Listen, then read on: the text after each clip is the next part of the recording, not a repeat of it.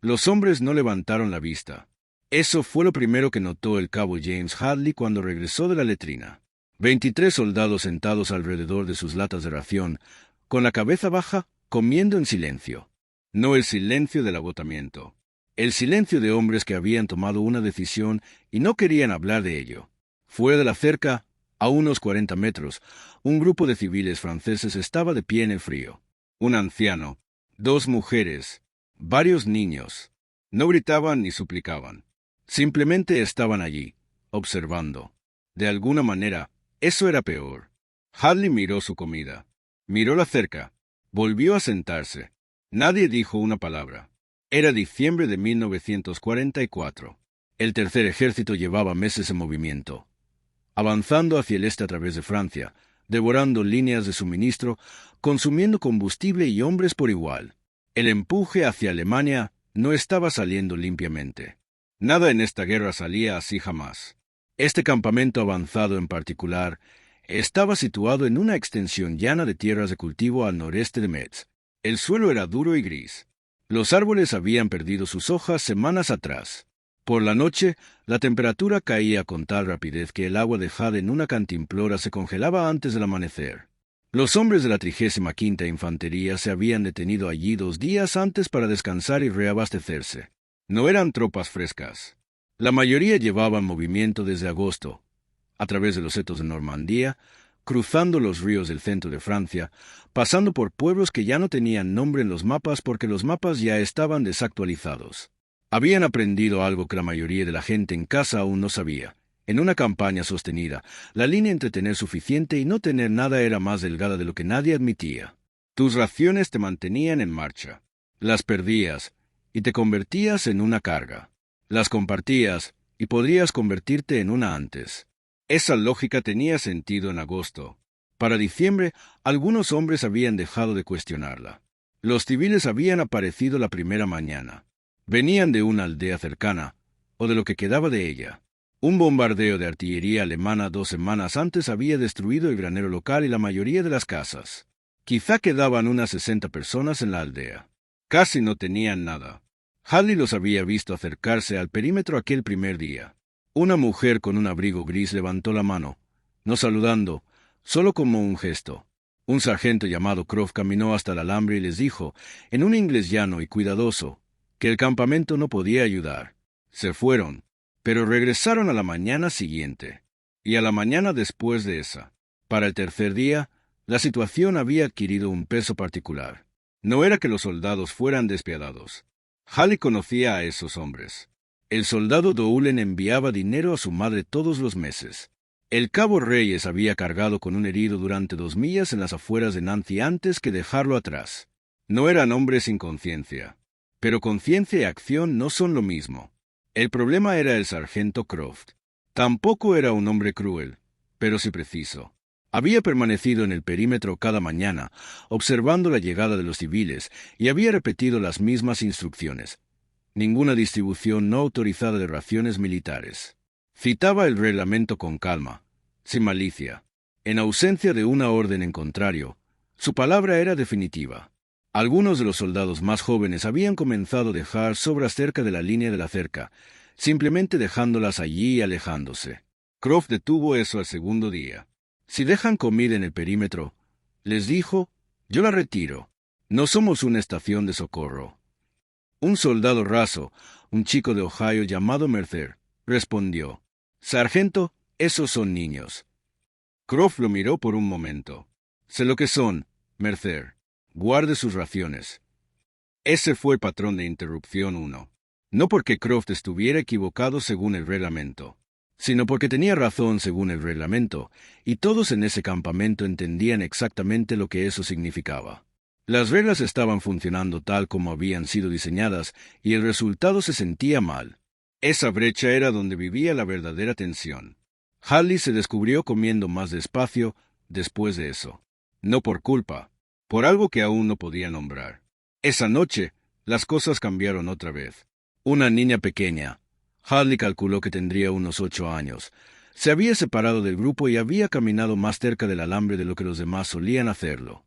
No estaba llorando, solo estaba allí de pie, sosteniendo algo con ambas manos. Una pequeña taza de hojalata, vacía. El soldado Mercer se puso de pie. No dijo nada.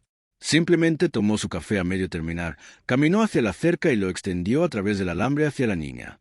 Croft estaba al otro lado del campamento. Lo vio de inmediato. Mercer, aléjese del perímetro. Mercer no se movió enseguida. La niña tomó la taza. Mercer. Él dio un paso atrás. Pero el daño, si es que así debía llamarse, ya estaba hecho. La niña regresó hacia el grupo sosteniendo la taza con ambas manos como si fuera algo quebradizo. Croft caminó hacia Mercer lentamente. Todos los hombres del campamento estaban mirando. ¿Cree que eso ayuda?, dijo Croft. Su voz era baja. Sí, sargento. Si lo creo. Hoy le da café a esa niña. Mañana trae a toda su aldea. Pasado mañana no nos queda nada y todavía nos faltan 40 millas de marcha. Mercer no respondió. Miró al suelo. Esto no es una misión de rescate, dijo Croft. Esto es una guerra. Se alejó. Y ese fue el patrón de interrupción 2. Porque Croft tenía, de una manera fría y mecánica, no del todo la razón. Y eso lo hacía peor. Los hombres se quedaron con eso. La lógica que justificaba no hacer nada era lo bastante sólida como para resultar incómoda. Y aún así, ver a esa niña alejarse con una taza vacía parecía un veredicto sobre algo. El campamento volvió a quedar en silencio. Un tipo de silencio distinto esta vez. Nadie durmió bien aquella noche. El jeep llegó a la mañana siguiente poco antes de las 8. Venía por la carretera del este, avanzando a un ritmo constante, ni urgente ni lento. Se detuvo justo dentro de la entrada del campamento. El conductor bajó primero. Luego se abrió la puerta del pasajero. El general George S. Patton bajó. Llevaba su uniforme de campaña habitual. Sin ceremonia. No se anunció. Permaneció junto al jeep un momento y observó el campamento como observa un hombre algo que intenta comprender. Su ayudante dijo algo en voz baja. Patton no respondió. Ya estaba mirando la línea de la cerca. Los civiles estaban allí. Ahora llegaban todas las mañanas a la misma hora, como si la rutina les hubiera dado algo a lo que aferrarse. Patton caminó hacia el centro del campamento, sin prisa. Los hombres se pusieron firmes. Él les dijo que descansaran, y lo hicieron. Miró a su alrededor un momento. Las latas de ración, la cerca, la gente que estaba de pie al otro lado. El sargento Croft se acercó y dio un breve informe. Estado de las patrullas. Calendario de reabastecimiento. Mencionó a los civiles, refiriéndose a ellos como un problema recurrente en el perímetro. Patton escuchó todo sin expresión. Cuando Croft terminó, hubo un breve silencio. ¿Cuánto tiempo llevan viniendo?, preguntó Patton. 3 días, señor. ¿El mismo grupo? Más o menos. Unos cuantos más cada día. Patton asintió lentamente. Miró otra vez hacia el alambre. Luego volvió la vista a Croft. ¿Qué tenemos hoy de excedente? Croft hizo una pausa. Señor, raciones. ¿Qué está por encima del requerimiento mínimo para la marcha de hoy? Croft lo miró con atención. Señor, el reglamento establece que las raciones de campaña deben ser. Conozco el reglamento, sargento. Las palabras fueron tranquilas, sin ira en ellas. Solo peso. Croft dio la cifra. Había un excedente modesto, lo suficiente para distribuir una parte sin comprometer la marcha. Patton no dio un discurso. No reprendió a nadie. Caminó hasta el soldado más cercano, un raso sentado en una caja con una lata a medio abrir. Se inclinó y la tomó. Luego caminó hasta la cerca. Pasó la lata a través del alambre a un anciano que había estado allí de pie cada mañana durante 3 días. Se volvió. Todos los hombres del campamento lo estaban mirando. No dijo nada. No tenía que hacerlo. Tardaron unos 30 segundos en que el primer soldado se pusiera de pie. Luego otro. Luego Mercer. Luego, después de un largo momento, el propio Croft, que caminó hasta la tienda de suministros, sacó el excedente calculado y comenzó a distribuirlo sin decir una palabra. La comida pasó a través del alambre. No toda, no de manera imprudente. Lo suficiente. Los civiles no vitorearon. Estaban demasiado cansados para eso. Simplemente tomaron lo que se les ofrecía y lo sostuvieron. Halley observó todo desde donde estaba sentado. Aún no se había movido. Miró la lata de ración que tenía en las manos, luego a la gente del otro lado de la cerca, luego a Patton, que estaba de pie cerca, observando el intercambio con la misma expresión serena que había llevado desde el momento en que llegó. Hadley se puso de pie. Caminó hasta la cerca. Pasó su lata a una mujer con un abrigo gris, que lo miró solo un momento antes de desviar la vista. Volvió caminando y se sentó sin nada en las manos. No se sentía como un héroe. Se sentía como alguien que por fin había hecho algo obvio. Esa noche, el campamento comió poco. La marcha de la mañana siguiente fue fría y larga.